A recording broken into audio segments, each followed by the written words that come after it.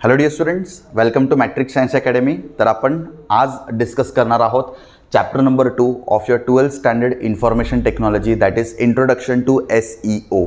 आता हा चॅप्टर पण एक इम्पॉर्टंट चॅप्टर आहे, खूप छोटा चॅप्टर आहे आणि सिम्पल चॅप्टर पण आहे. आणि तुम्ही या चॅप्टरमधून तुम्ही ॲक्च्युली बोर्ड्समध्ये 10 मार्क्स स्कोर करू शकता. आता जर तुम्ही ह्या चॅप्टर बघितलं तर या चॅप्टरमध्ये तुम्हाला कोडिंग वगैरे काही नाही आहे. जसं आपण याच्या आधीचं चॅप्टर बघितलं होतं HTMLचं, तर HTMLमध्ये आपल्याकडे कोडिंगचा पार्ट खूप होता, पण या चॅप्टरमध्ये कोडिंग काहीच नाही आहे. या चॅप्टरमध्ये फक्त आपल्याला डिस्कस करायचे काय theoretical concepts based on optimization, and it is very easy and interesting too. So आता 10 मार्क्सचं टोटल वेटेज आहे. आता 10 मार्क्समध्ये पण बायफर्केशन कसं आहे की तुमचा काही क्वेश्चन्स ऑब्जेक्टिव्हला असणार आहेत, ऑब्जेक्टिव्ह बेस्ड क्वेश्चन्स मोस्टली असणार आहेत, अँड आन्सर द फॉलोइंगमध्ये काही क्वेश्चन्स असणार आहेत. ठीक आहे, आन्सर द फॉलोइंगमध्ये तुम्हाला चॅप्टर नंबर 2चं क्वेश्चन्स भेटणार आहे. चॅप्टर नंबर 1चं आन्सर द फॉलोइंगमध्ये तुम्हाला क्वेश्चन दिसणार पण नाही, फक्त तुम्हाला कोड दिसणार. बोर्ड एक्झामचं सांगतो मी, फायनल बोर्ड एक्झाममध्ये तुम्हाला चॅप्टर नंबर 1मध्ये आन्सर द फॉलोइंग दिसणार पण नाही, पण तुम्हाला पूर्ण त्याच्यावरती 5 मार्काला कोडिंग दिसतील. पण चॅप्टर 2मध्ये you will get the answer the following for 2 marks getting, आणि ऑब्जेक्टिव्स, आणि तुम्हाला काही ऑब्जेक्टिव्ह दिसतील. ठीक आहे, तर हे चॅप्टर चला काय SEO हे समजून घेऊयात. सगळ्यात आधी तुम्हाला माहिती पाहिजे SEOचा फुल फॉर्म. SEOचा full form every year board एक्झाममध्ये फिल इन द ब्लँक्समध्ये विचारतात. फिल इन द ब्लँक्समध्ये क्वेश्चन काय असतो, SEO स्टँड्स फॉर डॅश, असा क्वेश्चन बोर्ड एक्झाममध्ये एव्हरी इयर पेपरमध्ये बघायला भेटतो. तर आपल्याला आधी SEOचा फुल फॉर्म माहिती पाहिजे. SEOचा अर्थ असतो search engine optimization. Search engine optimization. आता सर्च इंजिन ऑप्टिमायझेशन म्हणजे काय नेमकं तुम्हाला सांगतो बघा. आता आपण याच्या आधी काय डिस्कस केलं होतं, आपण याच्या आधी चॅप्टर 1 डिस्कस केलं होतं, बरोबर.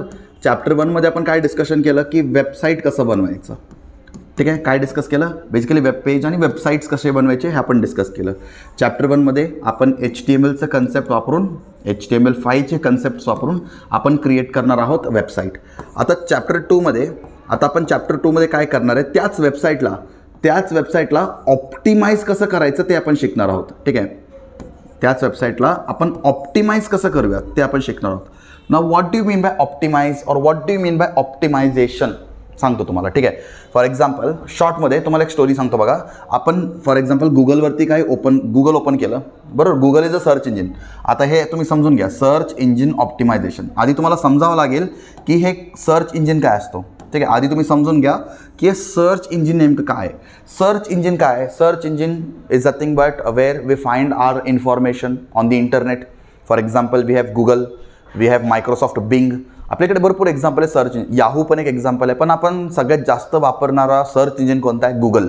कारण गुगल आपल्याला रिझल्ट्स जे आहेत ते एकदम प्रॉपर देतो आणि आपल्याला जास्त म्हणजे आपल्याशी जास्त friendly. It is more user friendly as compared to the other search engines, right. So आपण गुगल ओपन केलं. आता गुगलमध्ये तुम्ही काहीतरी कंटेंट सर्च केलं, फॉर एक्झाम्पल IT नोट्स. काय सर्च केलं, IT नोट्स. मग गुगल काय करणार, तुम्हाला काही वेबसाईट सजेस्ट करणार. काय करणार गुगल, तुम्हाला काही वेबसाईट्स सजेस्ट करणार. www.nameofthewebsite.com, www.nameofthewebsite.com, असे गुगल तुम्हाला भरपूर वेबसाईट हे सजेस्ट करणार. समजलं, तुम्ही गुगलवरती सर्च केलं IT नोट्स, मग गुगल काय करणार, तुम्हाला भरपूर वेबसाईट सजेस्ट करणार, रेकमेंड करणार. आता गुगलने कुणाला विचारून हे सगळं केलं मला सांगा बरं. गुगलने कुणाला विचारून हे सगळं रेकमेंडेशन दिलं. गुगलने कसं काय डिसाईड केलं की हा चॅप्टर तुमचा नंबर 1ला असणार आहे, सॉरी हा तुमचा वेबसाईट नंबर 1ला असणार आहे, हा वेबसाईट नंबर 2ला असणार आहे, हा वेबसाईट नंबर 3ला असणार आहे. सो गुगलने हे डिसाईड कसं काय केलं, कसं काय गुगलने डिसाईड केलं की हा वेबसाईटला नंबर 1वरती ठेवायचं आणि number 2, number 3. So how the Google exactly decides the position of any website. तर गुगल एक अल्गोरिदम वापरतो. काय वापरतो गुगल, बेसिकली एक अल्गोरिदम वापरतो. त्या अल्गोरिदमलाच आपण म्हणतो ऑप्टिमायझेशन. त्या अल्गोरिदमलाच आपण काय म्हणतो, ऑप्टिमायझेशन. तर गुगल असंही कोणताही वेबसाईट उचलून तुमच्या समोर आणत नाही. गुगल काय करतो, त्या वेबसाईटला ऑप्टिमाइज करून बघतो. गुगल त्या वेबसाईटचं ऑप्टिमायझेशन बघतो आणि ते गुगल डिसाईड करतो की त्या वेबसाईटला आपण कोणता रँक दिला पाहिजे. तर वेबसाईटचा रँक तुम्हाला वरती पाहिजे असेल तर तुमचा पेज असता पाहिजे optimized. If your page is optimized, if your page is optimized, then your website will get a higher ranking in the search engine results. And if your website is not optimized, you will not get a higher rank. आता common sense, तुम्ही गुगलवरती search करता IT notes, तुम्ही काय करता रे, तुम्ही काय करता, एकतर टॉप 3 टॉप 5 वेबसाईट्स आपण इन्फॉर्मेशनसाठी सर्च करतो. Do we go scroll down, do we scroll down and do we open the 18th or 19th website. आपण असं खूप स्क्रोल करून नंतरच वेबसाईट ओपन करतो का? नाही, कारण आपल्याला माहिती आहे की आपण जे कंटेंट सर्च केले त्या कंटेंटसाठी सगळ्यात बेस्ट रिझल्ट आपल्याला कुठं भेटणार, फर्स्ट, सेकंड किंवा थर्ड वेबसाईटमध्ये भेटणार. हे आपल्याला माहिती आहे. आपण जे कंटेंट सर्च करतोय त्या कंटेंटसाठी सगळ्यात बेस्ट रिझल्ट्स आपल्याला टॉप 3 किंवा टॉप 5 वेबसाईट्समध्ये भेटणार. तर आपण खाली जातच नाही. तर मला सांगा, आपण चॅप्टर 1मध्ये एवढं मेहनत करून वेबसाईट बनवलं आणि समजा त्या वेबसाईटवरती कोण येतच नसेल तर काय फायदा त्या वेबसाईटचा? समजलं माझा पॉईंट काय? आपण चॅप्टर 1मध्ये किती मेहनत केला ना, 2 तासचा व्हिडिओ बघितला आपण, 2 तासचं कन्सेप्ट ऐकलं, पण त्याच्यानंतर खूप सारा कोडिंग केला, खूप सारा कन्सेप्ट वापरले आणि आपण एक वेबसाईट बनवला आणि त्या वेबसाईटला आपण पब्लिशही केला. पण वेबसाईटमध्ये कोण येतच नाही आहे, वेबसाईटमध्ये व्ह्यूज वाढत नाही, वेबसाईटमध्ये व्हिजिटर येत नाही आहे. काय म्हटलं मी, वेबसाईटमध्ये समजा व्हिजिटर येत नसेल तर गुगल म्हणजे सर्च इंजिन आपल्या वेबसाईटला रेकमेंड करत नाही आहे. तर आपलं वेबसाईट जर ऑप्टिमाइज असेल तर आपल्याला रँकिंग भेटणार, तर आपलं वेबसाईटला रेकमेंडेशन भेटणार and we will be ranking at the top of the search engine. समजतंय तुम्हाला? तर आपण या चॅप्टरमध्ये काय कन्क्लुजनवरती येऊ. आपण या चॅप्टरमध्ये काय शिकणार आहे, how to optimize the website. आपण वेबसाईट बनवणार आहे चॅप्टर 1मध्ये आणि त्या वेबसाईटला ऑप्टिमाइज करणार आहे चॅप्टर 2मध्ये. ऑप्टिमाइज केल्याने काय फायदा, आपलं वेबसाईटचं रँकिंग वरती येईल, आपलं वेबसाईटचं रँकिंग वरती येईल. अच्छा, वरती आल्याने काय फायदा, वरती आल्याने many visitors will visit our website. अच्छा, भरपूर लोक आपल्या पेजवरती आल्यावर काय फायदा आहे, अरे आपण त्यासाठी तर पेज बनवलं की आपला वेबसाईट पॉप्युलर झाला पाहिजे ना. Our website should be very popular, so for that purpose only we made the website. And if you are creating a website and if there are no users then what is the use of making that website. समजते माझा point काय? तर आपण या चॅप्टरमध्ये शिकणार आहोत की वेबसाईटला ऑप्टिमाइज कसं करायचं. तर SEOचं डेफिनेशन काय, what is the definition of SEO? Search engine optimization is a technique for designing and developing a website so that our website can rank higher in the search engine result pages. Now what is search engine result pages? हे यालाच आपण म्हणतो SERP. यालाच आपण काय म्हणतो, SERP. SERP म्हणजे काय, सर्च इंजिन रिझल्ट पेजेस. तुम्ही गुगलवरती काय सर्च करता ना, तुम्हाला पेजेस भेटतात ना, page 1, page 2, page 3. So this is called as search engine result पेजेस. अँड सर्च इंजिन रिझल्ट पेजेसवरती आपला वेबसाईटचं रँकिंग टॉपला असलाच पाहिजे. जर टॉपला असेल याचा अर्थ असा आहे की आपलं वेबसाईट ऑप्टिमाइज्ड आहे. जर टॉपला नसेल तर असं आहे की आपलं वेबसाईट ऑप्टिमाइज्ड नाही आहे. आपल्याला आपल्या वेबसाईटला ऑप्टिमाइज करावं लागेल, म्हणजे ऑप्टिमाइज करून आपण त्याच्या आतमधले एरर्स कमी करू शकतो आणि एरर्स कमी झाले तरच आपल्या वेबसाईटवरती विजिटर्स येतात. सो गुगल कोणत्याही वेबसाईटला असं रेकमेंड करत नाही, गुगल कोणत्या वेबसाईटला असं टॉपला डिस्प्ले करत नाही. गुगल काय करतो, आधी अल्गोरिदम वापरतो ऑप्टिमायझेशनचा. तर आपण या चॅप्टरमध्ये शिकूयात ऑप्टिमायझेशन कसं करायचं, कोणते कोणते पॉईंट्स फॉलो करावे लागतात ऑप्टिमायझेशन करण्यासाठी. ठीक आहे, तर मला वाटतंय तुम्हाला आता हे समजलं आहे. ठीक आहे, आता आपण काय करू, टेक्स्टबुककडे जाऊयात. टेक्स्टबुककडे जाऊन आपण पुढचं चॅप्टर डिस्कस करूयात. येस, सो आता जस्ट आपण इंट्रोडक्शन डिस्कस करून आलो आहे. आता इंट्रोडक्शनमध्ये तुम्हाला सगळं कळलं असेल की ऑप्टिमायझेशन काय, सर्च इंजिन काय आणि सर्च इंजिन ऑप्टिमायझेशन हे कन्सेप्ट काय हे आपण ऑलरेडी डिस्कस केले. आता आपण टेक्स्टबुककडे येऊ आणि टेक्स्टबुकमधले जे काही कन्सेप्ट्स आहेत ते डिस्कस करू. ठीक आहे, तर हे बघा इंट्रोडक्शनमध्ये काय दिले, SEO. SEO stands for search engine optimization. सगळ्यांना फुल फॉर्म तर माहिती आहे, बरोबर. SEO is a technique used for designing and developing a website to rank high in search engine results. जसं मी तुम्हाला सांगितलं, सर्च इंजिन रिझल्ट्समध्ये आपलं वेबसाईट कुठं असलं पाहिजे, टॉपला असलं पाहिजे. का टॉपला असलं पाहिजे, मगच आपलं वेबसाईट पॉप्युलर होऊ शकतो, मगच आपल्या वेबसाईटवरती जास्त विजिटर्स येऊ शकतात. जर तुमचं वेबसाईट एकदम खाली असेल याचा अर्थ असा असतो की तुमचं वेबसाईट एकतर ऑप्टिमाइज नाही आहे आणि तुमचं वेबसाईट पॉप्युलर पण होणार नाही आहे. सो ऑप्टिमायझेशनचे कन्सेप्ट्स वापरून आपण काही इम्प्रूव्हमेंट्स करूयात आपल्या पेजमध्ये आणि आपल्या पेजला आणू टॉपला.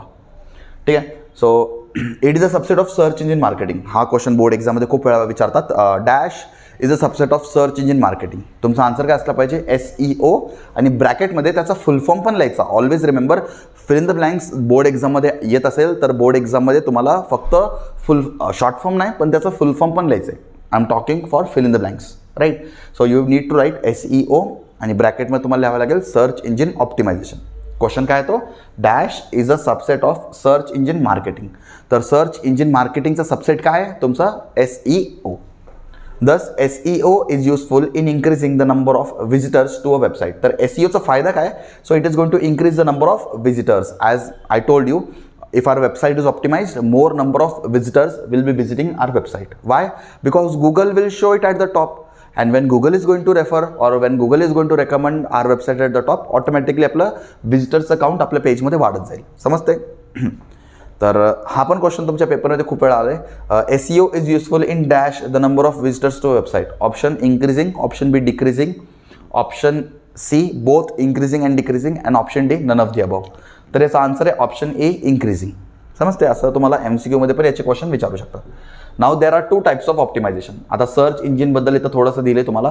आता सर्च इंजिन काय आहे? Search engine is a online program or a software that helps the users to search for the information. जसं की गुगल झालं, याहू झालं, बिंग झालं, यांना आपण सर्च इंजिन का म्हणतो? बिकॉज आपण आपला इन्फॉर्मेशन यांच्याकडे सर्च करतो. बरोबर? So we are going to search our information here.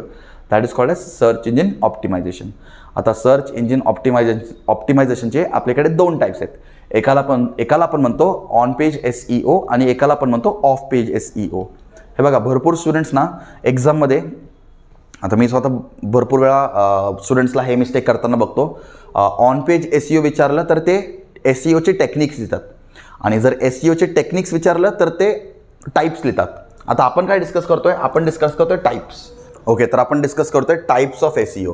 तर SEOचे आपल्याकडे दोन टाईप्स असतात. एक असतो ऑन पेज SEO आणि एक असतो ऑफ पेज SEO. तर आता हे दोन्ही टाईप्स आपल्याला फॉलो करावं लागेल. बेसिकली ऑन पेज पण आपल्या पेजमध्ये करावं लागेल, आपल्या पेज वेबसाईटमध्ये हे दोन्ही करावं लागेल. आपल्याला ऑन पेज ऑप्टिमायझेशन पण करावं लागेल, आपल्याला ऑफ पेज ऑप्टिमायझेशन पण करावं लागेल. जर आपण ऑन पेज आणि ऑफ पेज दोन्ही ऑप्टिमायझेशन कंप्लीट केलं तर आपलं वेबसाईट होऊ शकतो ऑप्टिमाइज्ड. आता ऑप्टिमाइज्ड झाल्याने काय फायदा? We will get a higher ranking in the Google, right? So this is the main advantage of optimization. So now what is on-page optimization? On-page optimization म्हणजे काय? It includes provision of good content, good keywords, putting keywords on correct places, giving appropriate title to the every page, etc. तर on-page म्हणजे काय? On page या वर्डमधूनच तुम्हाला कळते. पेजच्या आतमध्ये, वेबसाईटच्या आतमध्ये म्हणजे कोडिंगमध्ये किंवा तुमचं कंटेंटमध्ये तुमच्याकडे चांगलं कंटेंट असलं पाहिजे, तुमच्याकडे चांगलं कीवर्ड असलं पाहिजे, प्रॉपर टायटल असले पाहिजेत, प्रॉपर हेडिंग्ज असले पाहिजेत. हे सगळं पेजच्या आतमध्ये एकदम प्रॉपर असलं पाहिजे. ठीक आहे, तरच तुमचा रँकिंग वाढणार, नाही तर रँकिंग वाढणार नाही. आणि ऑफ पेज SEO म्हणजे काय? ऑफ म्हणजे काय? पेजच्या बाहेर, आपलं वेबसाईटच्या बाहेर काय येतं? जसं की आपलं लिंक बिल्डिंग झालं, लिंक पॉप्युलॅरिटी झालं. It includes link building, increasing link popularity by submitting open directories, search engine, link exchange, etc. by creating backlinks. So we have many options like that, right? तर आपल्याला of page म्हणजे पेजच्या बाहेर काय करायचं आहे? आपलं link म्हणजे आपलं URL याला आपल्याला खूप स्ट्रॉंग ठेवावं लागेल, so that our page will be optimized. And on पेजच्या आतमध्ये कंटेंट चांगलं असलं पाहिजे, कीवर्ड्स चांगले असले पाहिजेत, त्याच्यानंतर प्रॉपर टायटल्स असले पाहिजेत. हे सगळं असेल, हे दोन्ही असेल. ऑन पेज पण फॉलो झालं, ऑफ पेज पण फॉलो झालं, तर आपण सांगू शकतो की our website is optimized. Getting? So you can see here, हे चार्टच्या फॉर्ममध्ये पण दिले. ऑन पेज म्हणजे काय? तुमच्या पेजच्या आतमध्ये.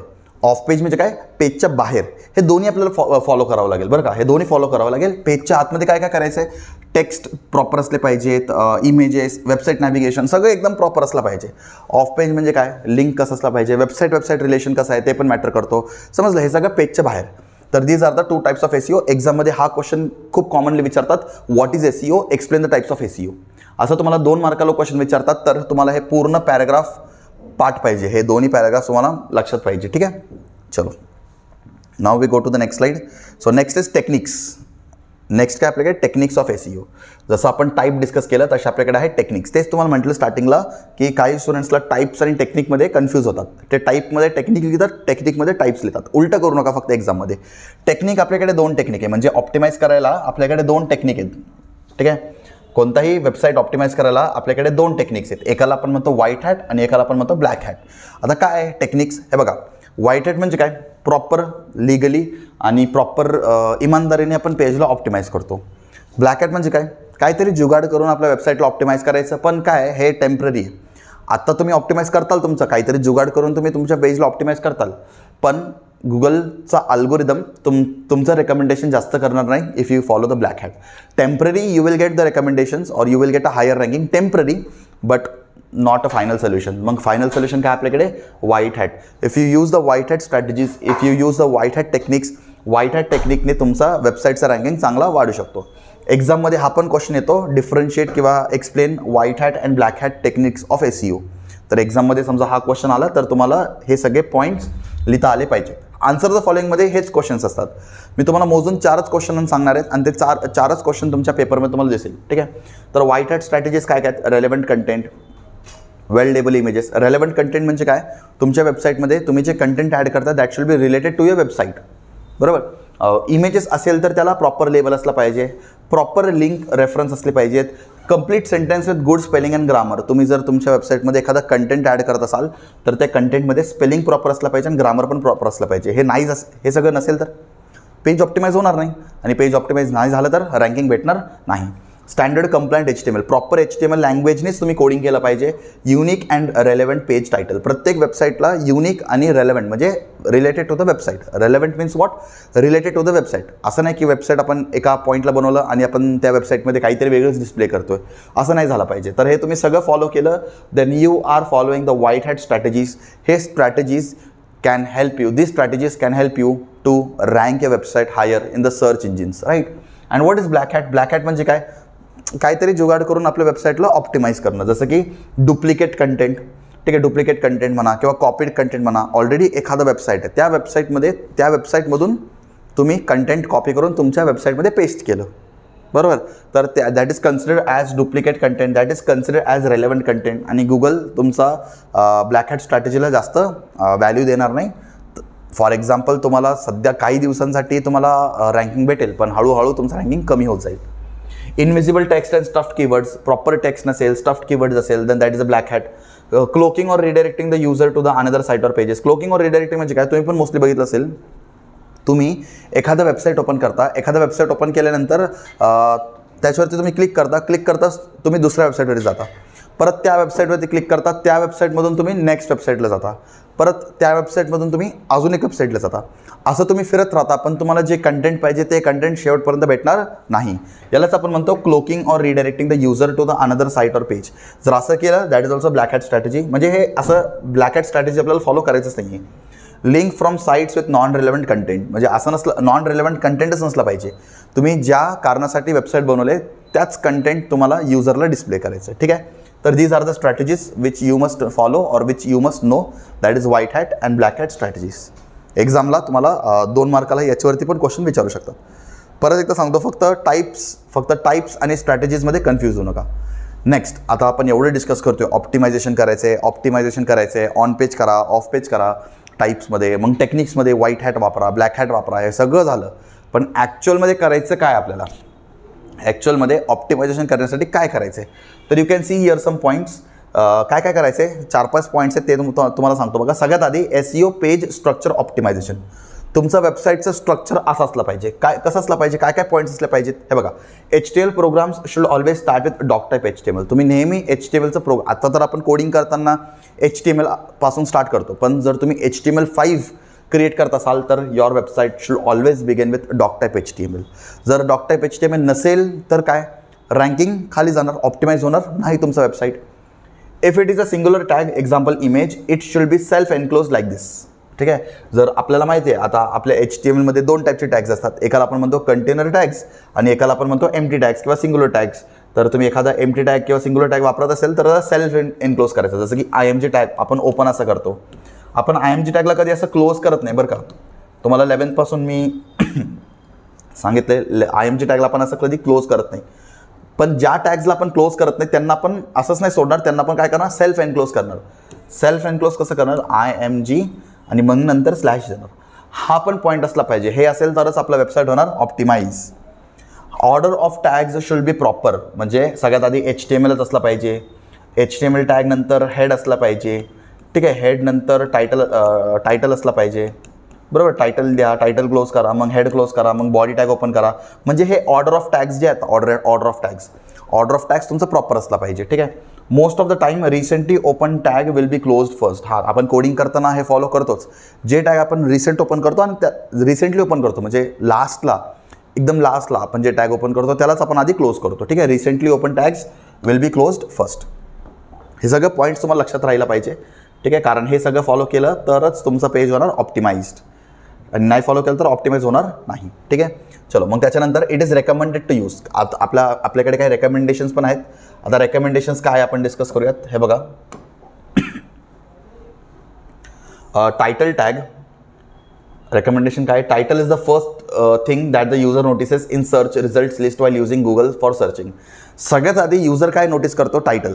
तर आपलं टायटल कसं असलं पाहिजे, आपलं टायटल प्रॉपर असलं पाहिजे. Content should be up to 60 characters. हा खूप इम्पॉर्टंट आहे, तुमच्या पेपरमध्ये विचारतात. In title the content should be up to dash characters. तर टायटलमध्ये कंटेंट किती कॅरेक्टर्सचे असले पाहिजे, 60 कॅरेक्टर. मग त्याच्यानंतर असतो मेटा डिस्क्रिप्शन.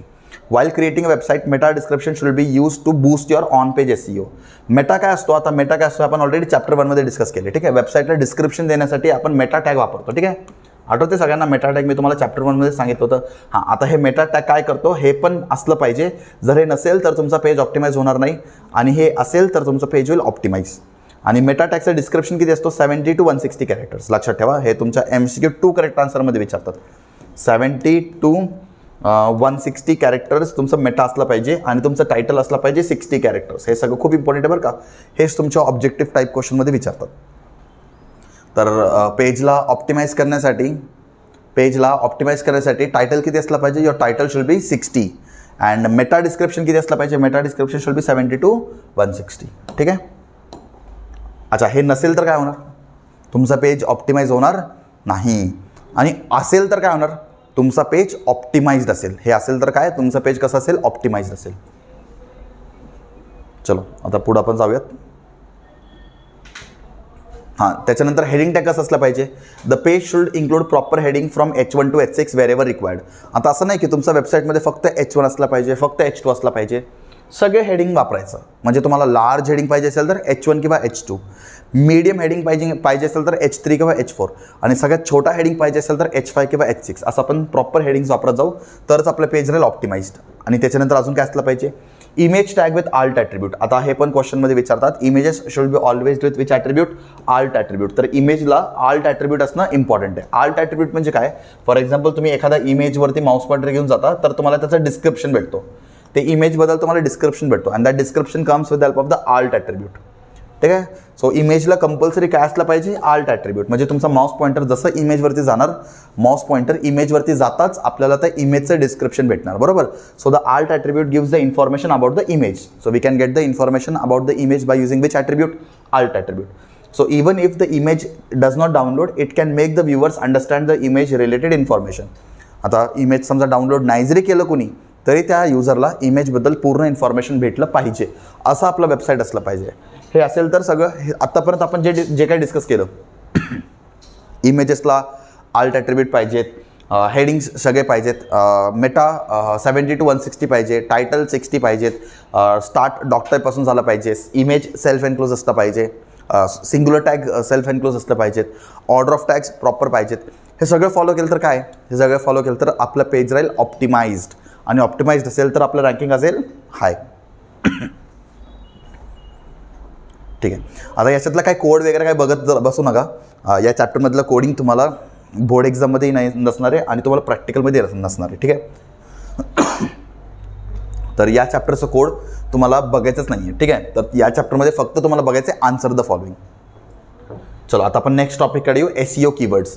तर आपल्या ऑप्टिमायझेशनमध्ये SEO कीवर्ड्स पण इम्पॉर्टंट रोल प्ले करतो.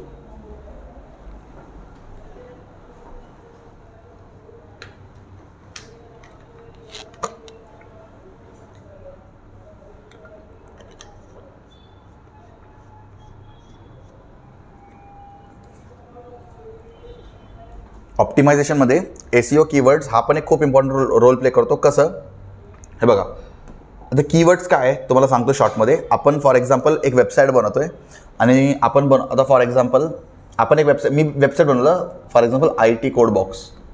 ठीक आहे. मी असं एक वेबसाईट काय तर बनवलं IT कोड बॉक्स. आता या वेबसाईटमध्ये कोणते कोणते वर्ड्स असले पाहिजेत, मोस्टली ITचे, information technology related, web designing related, HTML related. हां, आता या वेबसाईटमध्ये मी ॲड केलं कीवर्ड्स लाईक कार्स, बाईक्स. चालेल का? कार्स अँड बाईक्स आणि माझा वेबसाईटचा काय संबंध आहे का? काही संबंध नाही. ठीक आहे. तर तुम्ही तुमचं वेबसाईट बनवताना असं कीवर्ड्स चूज केला पाहिजे जे तुमच्या व्ह्युअर्सला जास्त हेल्पफुल असेल. ठीक आहे. तसंच तुम्हाला कीवर्ड चूज करायचं आहे. समजलं सगळ्यांना? So how should be the keywords. The keywords should be related. So SEO keywords are the important words and phrases related to the development of the website content. हा क्वेश्चन खूप important आहे, board एक्झाममध्ये खूप वेळा विचारलं. Dash are the important words and phrases related to the development of the website content. तर SEO keywords is the answer. ठीक आहे, कीवर्ड्स खूप इम्पॉर्टंट आहे. वर्ड्स अँड फ्रेजेस म्हटलं की keywords, a list of keywords. ठीक आहे, a list of keywords need to be carefully chosen to optimize the search. ठीक है, list of keywords needs to be chosen carefully to optimize the search. Keyword research and analysis is an important part. ठीक है, keyword research and analysis is an important part of search engine optimization. हा पण question खूप important आहे. Keyword research and analysis is an important part of dash, असं पण question एक्झाममध्ये आलं आहे. किंवा dash is also an important part of SEO, म्हणजे कीवर्ड रिसर्च अँड अनालिसिस. म्हणजे आपल्या वेबसाईटमध्ये कोणते कीवर्ड्स आहेत ते पण खूप मॅटर करतो, नाही का. जसं मी तुम्हाला सांगितलं, फॉर एक्झाम्पल मी वेबसाईट बनवलं आणि वेबसाईटचं नाव आहे itcodebox.com. आता वेबसाईटमध्ये कोणते इन्फॉर्मेशन असले पाहिजेत, ITचेच इन्फॉर्मेशन असले पाहिजेत ना. त्या वेबसाईटमध्ये तुम्ही दुसरं एखादं इन्फॉर्मेशन ॲड केलं तर चालणार नाही. समजते तुम्हाला कीवर्ड्स कसे असले पाहिजेत. ठीक आहे, हां, आता तुम्हाला समजा कीवर्ड्स चूज करायला डिफिकल्ट जात असेल तर आपल्याकडे काही टूल्स पण आहेत. For example we have Google AdWords, we have keyword planner. So these are some online keyword platforms where we can. आता मला समजत नाही, फॉर एक्झाम्पल माझं IT कोड बॉक्स असं माझं वेबसाईट आहे, पण मला त्याच्यामध्ये कोणते कीवर्ड्स नेमके ॲड करू मला समजतच नाही आहे. So I can take the help of these tools. तर या टूल्सचं मी हेल्प घेऊन मी कीवर्ड्स फाइंड आउट करू शकतो. आता याच्यामध्ये दोन आहेत, एक आपण पे करून पण घेऊ शकतो आणि एक आपण फ्रीमध्ये पण घेऊ शकतो. ठीक आहे, दोन्ही आहेत आपल्याकडे. ठीक आहे, काही कीवर्ड्सला आपण पे करून पण घेऊ शकतो तसे. Next is SEO social bookmarking. What is bookmarking? Bookmarking म्हणजे काय, तुम्ही बघितलं असेल कोणत्याही वेबसाईटला असं येल्लो कलरचा एक स्टार असतो, त्याला आपण म्हणतो बुकमार्क. तर तुम्ही वेबसाईट बनवताना युजरला बुकमार्कचं ऑप्शन नेहमी द्या. का? कारण user cannot always remember the URL of your website. ठीक आहे, तर युजरकडे बुकमार्कचं ऑप्शन असेल तर युजर काय करेल, तो पेजला सेव्ह करून ठेवणार, म्हणजे युजरला URL लक्षात ठेवायची गरज नाही आहे. तर आपण एखाद्या वेबसाईटला बुकमार्क केलं तर no need to remember the website name for a longer duration. ठीक आहे, so what are bookmarks? In short, bookmarks are website links. दिले बघा, हे पण क्वेश्चन एक्झाममध्ये विचारतात. Dash are website links that are stored for future reference. Answer is bookmark. तर bookmark केल्यानंतर आपण आपल्या वेबसाईटला फ्युचर रेफरन्ससाठी स्टोअर करून ठेवू शकतो. हे असेल तरच आपलं पेज असणार ऑप्टिमाइज, नसेल नाहीतर ऑप्टिमाइज नसणार. Next, social media optimization. आता काय, तुमचा वेबसाईट जे आहे ना, तुमचा वेबसाईट सोशल मीडियाला पण लिंक्ड असला पाहिजे. जसं की ट्विटर झाला, ब्लॉग झाला, फोरम झाला, फेसबुक झाला, यूट्यूब झाला, इंस्टाग्राम झाला. तुमचा वेबसाईट जर सोशल मीडियाला लिंक्ड असेल, सो मेनी विजिटर्स और many viewers can come to a website from social media also. Getting? तर तुमचा वेबसाईट जर सोशल मीडियाला लिंक्ड असेल तरच गुगल तुम्हाला रेकमेंड करणार. ते पण एक पॉईंट आहे बरं का. नाहीतर तुम्ही फक्त वेबसाईट बनवलं आणि तुम्ही त्या कोणत्याही सोशल मीडियाला त्याला लिंक नाही केलं, again your website cannot be optimized. ऑप्टिमायझेशनचा रूल आहे हा.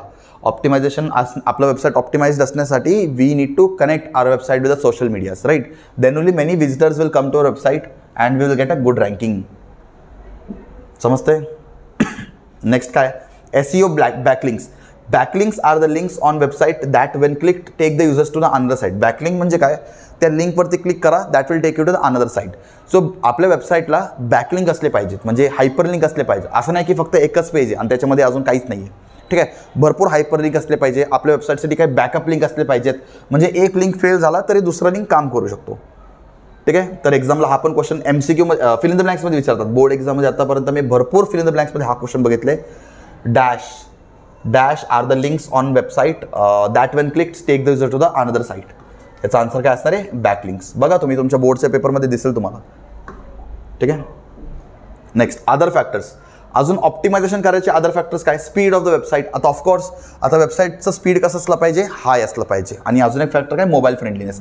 मोबाईल फ्रेंडलीनेस म्हणजे काय? आजच्या डेटमध्ये भरपूर वेबसाईट्स लॅपटॉप PCमध्ये ओपन होतात पण मोबाईल फोनमध्ये ओपन होत नाही. जर असं असेल तर तुमचं वेबसाईट ऑप्टिमाइज नाही होऊ शकत. तुमचं वेबसाईटचं स्पीड पण चांगलं असलं पाहिजे आणि तुमचं वेबसाईट मोबाईल फ्रेंडली पण असलं पाहिजे, म्हणजे तुमचं वेबसाईट मोबाईलवरती पण सपोर्ट झाला पाहिजे. आठवते तुम्हाला HTML5चं फीचर काय? तुम्हाला पहिलंच व्हिडिओमध्ये पहिलंच लाईन सांगितलं होतं, HTML5 supports mobile technology. So if we design our website by using HTML5 we can get a feature of mobile friendliness also. So these are the other factors. समजलं? आत्तापर्यंत आपण जे काही डिस्कस केलं हे सगळं तुम्ही फॉलो केलं तर काय फायदा, काय होणार, काय बेनिफिट आहे? Our website will be optimized. And optimized असेल तर आपल्याला गुगलवरती रँकिंग भेटणार हाय. समजते? ठीक आहे. आणि अजून एक आहे creating robots dot text. This file tell the search engine which page you want to explore from indexing. आता सर्च इंजिन ऑप्टिमायझेशनमध्ये इंडेक्सिंग एक खूप मोठा कन्सेप्ट आहे, जास्त डिटेलमध्ये आपल्या बुकमध्ये नाही आहे.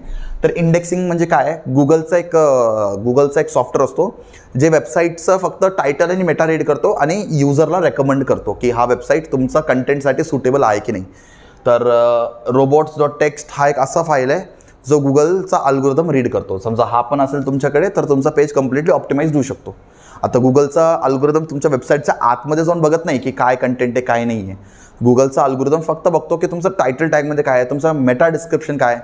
त्या टायटल आणि मेटामधूनच आपलं फॉर एक्झाम्पल मी सर्च करतो IT नोट्स आणि माझ्या टायटलमध्ये IT नोट्स आहे, माझ्या मेटा डिस्क्रिप्शनमध्ये पण IT नोट्स आहे. कीवर्ड्स मॅच झाले. समजलं, मी गुगलवर काय सर्च केलं IT नोट्स, माझ्या वेबसाईटच्या टायटलमध्ये पण IT नोट्स आहे आणि माझ्या वेबसाईटच्या मेटामध्ये पण IT नोट्स आहेत. तर झाला मॅच. तर our website will be recommended, our website will be displayed. तर हे डिसाईड सगळं कोण करतं, रोबोट्स डॉट टेक्स्ट फाईल. समजलं सगळ्यांना. तर ते पण असलं खूप इम्पॉर्टंट आहे. ठीक आहे. आणि लास्टमध्ये येतो आपण SEO ऑडिट. आता SEO ऑडिट काय, फॉर एक्झाम्पल मी वेबसाईट बनवलं बरोबर, पण मला माहीत नाही की माझं वेबसाईट ऑप्टिमाइज्ड आहे की नाही. मला चेक करायचं, काय करायचं, मला चेक करायचे, मला रिझल्ट काढायचे की माझं वेबसाईट ऑप्टिमाइज्ड आहे की नाही. तर आपल्याकडे काही टूल्स आहेत. These are the 2 SEO optimization tools. These are the 2 SEO optimization tools. आपल्याकडे 2 वेबसाईटचं नाव इथं टेक्स्टबुकमध्ये दिलेलं आहे. एक आहे SEO मेटर आणि दुसरा आहे SEO ऑप्टिमर. मी तर सांगेल SEO ऑप्टिमर आपण वापरू शकतो. SEO ऑप्टिमरने आपल्याला एक्झॅक्टली कळेल की आपलं वेबसाईट ऑप्टिमाइज्ड आहे की नाही. तुम्ही तर बघू शकता, असं बघू शकता, तुम्हाला असं रिपोर्ट भेटेल आणि या रिपोर्टवरनं तुम्हाला एक आयडिया भेटेल की तुमचा वेबसाईट ऑप्टिमाइज्ड आहे की नाही. आणि ऑप्टिमाइज नाही आहे तर तुमच्या वेबसाईटमध्ये काय काय इम्प्रूव्हमेंट्स करायचे त्याचंही तुम्हाला एक रिपोर्ट भेटेल. तर तुम्ही तसं इम्प्रूव्हमेंट्स करा. हे बघा, तुम्हाला इथं ग्रेड सिस्टम दिसतोय, ग्रेड सिस्टम. हां, अशा ग्रेड सिस्टमच्या हिशोबाने आपल्याला रिपोर्ट भेटतो. आणि आपण आता सोशलला आपल्याला ग्रेड काहीच रँक नाही आहेत, म्हणजे आपलं वेबसाईट सोशल मीडियाला कनेक्टेड नाही आहे. याला आपण म्हणतो ऑडिट. ऑडिट म्हणजे काय, आपण समजून घेऊ शकतो की आपल्या वेबसाईटमध्ये काय काय इम्प्रूव्हमेंटची गरज आहे आणि आपल्याला समजल्यानंतर आपण त्या पॉईंट्सवरती किंवा त्या एरियाजवरती फोकस करू आणि आपल्या वेबसाईटचं रँकिंगसाठी आपण वर्कआउट करू. This is called as SEO audit. Understood everybody. वाटलं सर आता मी तुम्हाला एक काम करतो, माझ्या लॅपटॉपच्या स्क्रीनवरती घेऊन जातो. माझ्या लॅपटॉपच्या स्क्रीनवरती गेल्यानंतर आपण लाईव्ह आपण एखाद्या वेबसाईटचा ऑडिट करून बघूयात. ठीक आहे. तर चलो आपण एक काम करू, आता माझ्या लॅपटॉपच्या स्क्रीनवरती जाऊ आणि आपण लाईव्ह SEO ऑडिट करून बघूयात. म्हणजे इन फ्युचर तुम्ही कधीतरी वेबसाईट क्रिएट केलं तर तुम्हाला पण माहिती असलं पाहिजे की ऑडिट कसं करायचं.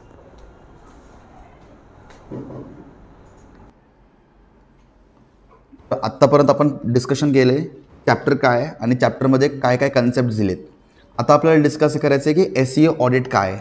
आपल्याकडे ऑलरेडी टेक्स्टबुकमध्ये 2 वेबसाईट दिलेत SEO ऑडिटसाठी, बट आपण आता SEOoptimer.com हे वेबसाईट वापरून एखाद्या वेबसाईटला ऑप्टिमाइज करून बघू शकतो. ऑडिट म्हणजे आपल्याला नेमकं कळेल की तो वेबसाईट ऑप्टिमाइज्ड आहे की नाही आणि ऑप्टिमाइज नसेल तर त्या वेबसाईटमध्ये काय काय चेंजेस करायचे ऑप्टिमायझेशन करण्यासाठी.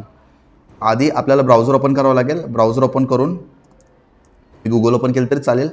गुगलमध्ये तुम्ही टाका SEO ऑप्टिमर. तर हे आहे तुमचं वेबसाईट SEOoptimer.com. तुम्ही SEOoptimer.com वेबसाईटला ओपन केलं तर तुमचा इंटरफेस बघा असं काहीतरी दिसेल बरोबर. SEO audit and reporting tool. पण हे वेबसाईटचं एक पॉईंट असा आहे की हा एक पेड वेबसाईट आहे, फ्री वेबसाईट नाही आहे. तर तुम्ही 24 आवर्समध्ये एक वेबसाईटला ऑप्टिमाइज करू शकता. तर समजा एकाच दिवसात 2-3 वेबसाईट ऑप्टिमाइज करायचे आहेत तर तुम्हाला इथं पे करावं लागेल. ठीक आहे. आपण सध्या आता एकच वेबसाईट ऑप्टिमाइज करू आणि आता आपल्याला जास्त वेबसाईट ऑप्टिमाइज करायची गरज नाही आपल्याला. ठीक आहे.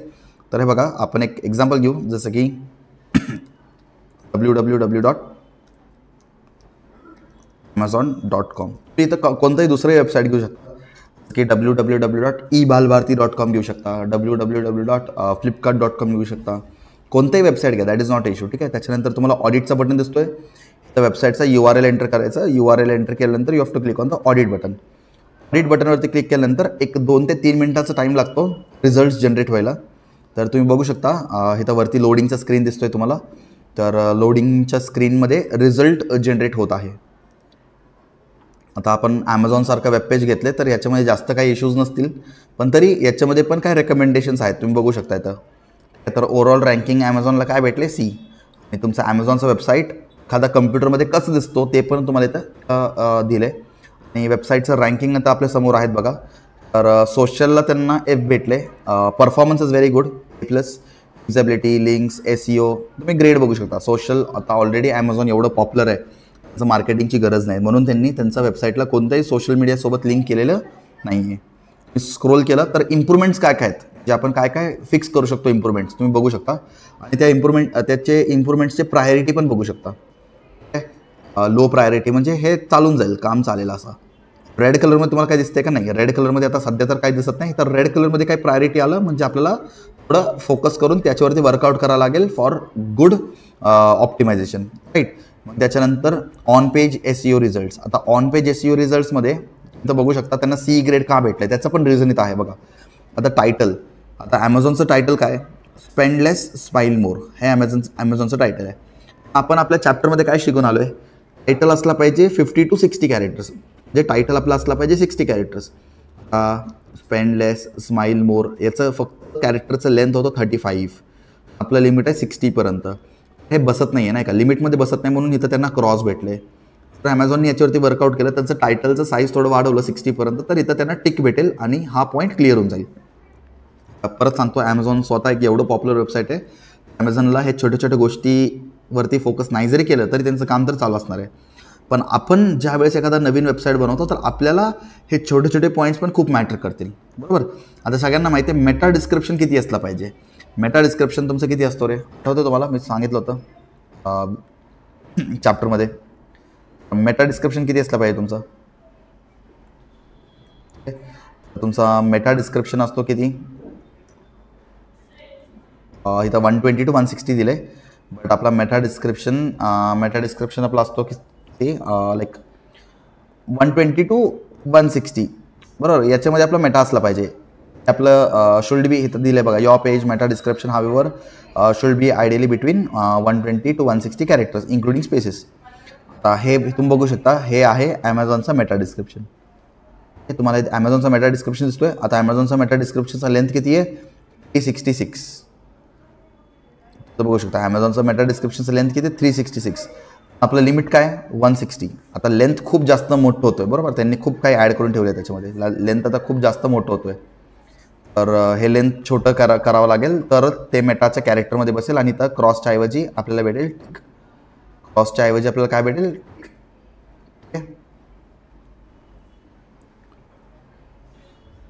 बाकीचे पण पॉईंट्स आहेत अजून, तर तुम्ही याला अजून स्क्रोल करून बघू शकता. कोणते कोणते टॅग्स किती वापरलेत, H2 जास्त वापरले. कीवर्ड कन्सिस्टन्सी बघू शकता. बरं, आता काही पॉईंट्समध्ये त्यांचं टिकमार्क पण भेटले त्यांना, की सेक्युरिटीच्या बाबतीत everywhere they are getting the tick mark, right. So rankings बघू शकता तुम्ही, they are ranking 1 in which countries they are ranking more. आणि ते कंट्रीमध्ये ट्रॅफिक किती आहे, म्हणजे एवढं लोक ॲमेझॉन वेबसाईट ओपन करतात का. एक स्टॅटिस्टिक्स भेटतो आपल्याला. Monthly traffic volume, now you can see the monthly traffic volume. Now already Amazon is so popular, you can see the monthly traffic volume, it is very big number. लिंक्सबद्दल इथं आहे, आपल्याकडे भरपूर इन्फॉर्मेशन भेटतं, बरोबर. So हे बघा, usability, you can see the usability. Usability म्हणजे काय? टॅबलेटमध्ये कसं दिसतंय आणि मोबाईलमध्ये कसं दिसतंय. युजेबिलिटी आहे असं. युजेबिलिटी अजून थोडं वर्कआउट केलं तर चांगलं दिसेल Amazon. Speed of the website, बरोबर. किती वेळ लागतो एखादा कंटेंट ओपन व्हायला. पूर्ण तुम्हाला इन्फॉर्मेशन ॲमेझॉनचं भेटून जाईल, ठीक आहे. ऑब्जेक्ट्स किती आहेत, HTMLचे पेजेस किती आहेत, जावास्क्रिप्ट किती आहे, CSS किती आहे, number of images on first page, everything is given in front of you. Social बघा, सोशल म्हणजे ॲमेझॉनचं वेबसाईट कोणत्याही सोशल मीडियासोबत लिंक्ड नाही आहे. So they have got the red cross. तर आता आपलं वेबसाईट कसं, हे ॲमेझॉन खूप पॉप्युलर आहे म्हणून त्यांना काही सोशल मीडियाची गरज नाही. आपण ज्यावेळेस वेबसाईट क्रिएट करतो आपल्याला हे सगळ्या गोष्टी लक्षात ठेवावा लागेल. समजतं सगळ्यांना. So this is called as your optimization. This is a tool called as SEO optimer. SEO optimer basically आपल्याला सांगेल की काय काय करायचं आपल्या वेबसाईटला ऑप्टिमाइज करण्यासाठी. Here we have completed our chapter number 2 called as introduction to SEO. आपल्या टेक्स्टबुकमध्ये पण काही स्क्रीनशॉट्स दिले ते तुम्ही बघू शकता, ठीक आहे. फिल इन द ब्लँक्स वगैरे आहेत. I hope so fill in the blanks वगैरे सगळं तुम्ही थोडं ट्राय करताल. तुम्ही स्वतः ट्राय करा. ती simple question. Full form of SEO काय आहे? SEOचा फुल फॉर्म काय? Search engine optimization. Dash are the links on website that click takes user to the another page. Backlink. One of the optimization factor to improve images is by alt attribute. आता मी तुम्हाला answer सांगत नाही, PYQ मध्ये पण तुम्हाला सगळं answer भेटून जाईल. तुम्ही स्वतःहून ट्राय केलं तर जास्त बेनिफिशियल राहील. ठीक आहे. चलो सगळ्यांनी एक्सरसाइज ट्राय करा. एक्सरसाइजमधनं पण बोर्ड एक्झामला क्वेश्चन विचारतात. ठीक आहे. चलो आता भेटू आपण थर्ड चॅप्टरमध्ये.